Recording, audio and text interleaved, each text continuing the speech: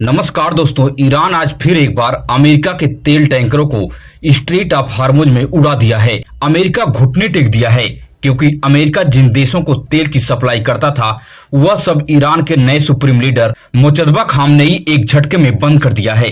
अब ईरान एक नए युद्ध में प्रवेश कर गया है। ईरान के पास परमाणु बम से भी खतरनाक हथियार अब हाथ लग गया है। ईरानी आयल अब पूरी दुनिया के लिए परमाणु बम का काम कर रहा है। पूरी दुनिया में तबाही मचाई जा सकती है इस ईरानी तेल को स्ट्रेट ऑफ हार्मुज में बंद करके, इसको कंट्रोल करके। स्ट्रेट ऑफ हार्मुज ईरान के कंट्रोल में आता है, जहां से पूरी दुनिया का तेल गैस को लोडेड जहाज यहां से गुजरती हैं। इन जहाजों को ईरान निशाना बना रहा है और सभी जहाजों को बम से उड़ा दे रहा है। कुछ समय के लिए स्ट्रेट ऑफ हार्मुज भारत के लिए खोला गया था, मगर अचानक से मुजतबा खामनेई ने फैसला को पलट दिया। एक बार फिर भारतीय जहाजों के ऊपर प्रतिबंध लगा दिया है। मुजतबा खामनेई ने साफ कहा है कि ईरान और इजराइल का सहयोग करने वाले देशों को तेल की सप्लाई को रोक दिया जाए। जहां भी जहाज या दिख जाए उन जहाजों को तुरंत उड़ा दिया जाए। ईरान अब युद्ध को रणनीति से लड़ रहा है। रूस ईरान को सैटेलाइट इमेज प्रोवाइड कर रहा है। इस सटीक लोकेशन के सहारे लेकर ईरान इजराइल को तबाह कर रहा है।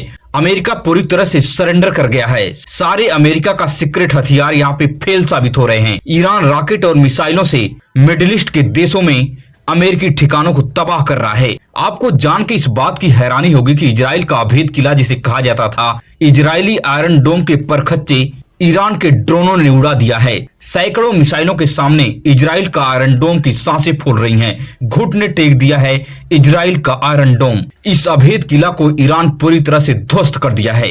अगर होर्मुज का रास्ता अगले 2 दिन तक और बंद रह गया तो भारत में गैस की तबाही मच जाएगी। इसी समय से कालाबाजारी शुरू हो गई है। 900 का सिलेंडर इस समय 2000 रुपए में लोगों को भरवाना पड़ रहा है।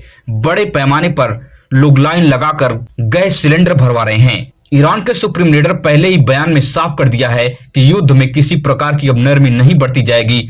युद्ध अब वहां तक लड़ा जाएगा जब तक खामनेई की मौत का बदला और ईरान में बड़े पैमाने पर जिस तरह से बच्चियों को अमेरिका टारगेट करके मार डाला है उसका बदला लिए बिना युद्ध में किसी प्रकार की नरमी नहीं बरती जाएगी। इस बयान के बाद इजराइल और अमेरिका में पूरी तरह से हड़कंप मच गया है कि ईरान अब कौन सी चाल चलने जा रहा है जिसका बदला हुआ इतने भयानक तरीके से लेगा। मतलब संकेत अब साफ हो गया है कि पूरी दुनिया में बड़े पैमाने पर तबाही मचाई जाएगी। गैस और तेल को रोककर पूरी दुनिया की सांसें टांग दी जाएगी और कई लोग इस लाइन में लगकर मरते हुए नजर आएंगे।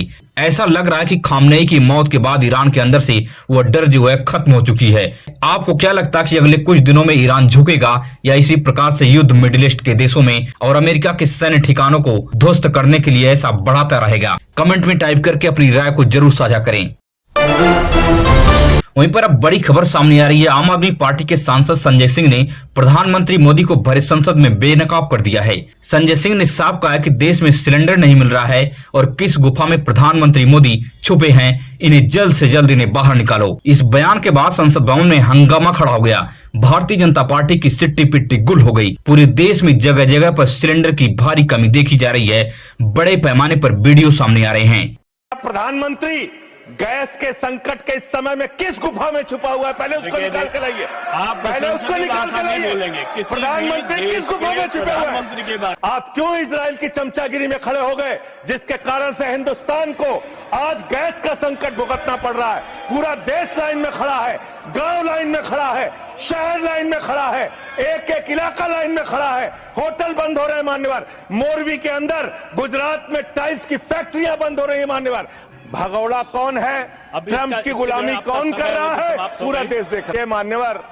आम जनता घंटों घंटों लाइन में लगी हुई है। रोते बिलखते हुए शाम को गैस सिलेंडर खाली वापस लेकर आ रही है। गैस लोगों को नहीं मिल रहा है। कंपनियों ने बड़े पैमाने पर भ्रष्टाचार शुरू कर दिया है। 900 का सिलेंडर 2000 रुपए में बेच रही है। कालाबाजारी और भ्रष्टाचार का बड़े पैमाने पर खेल खेला जा रहा है। अच्छे दिन का वादा करने वाले प्रधानमंत्री मोदी देश के संकट के समय में देश को लावारिस की तरह छोड़कर मौन धारण कर लेते हैं। बाकी दिनों में घूम घूम कर वो रैलियां करते हैं, लफाजी करते हुए विश्व गुरु बनते हुए फिरते हैं।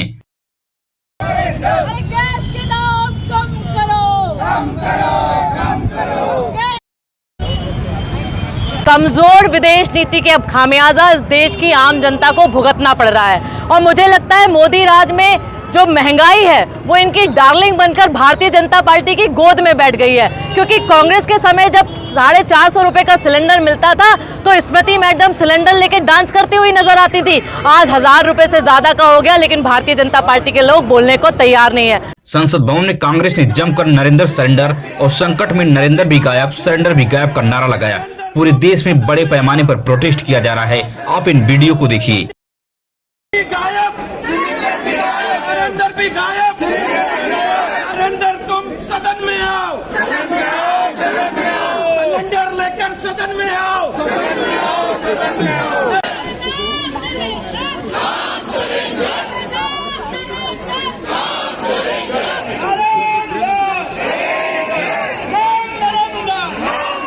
अगर आपके क्षेत्र में भी गैस की इस प्रकार की किल्लत है तो कमेंट में टाइप करके जरूर बताएं।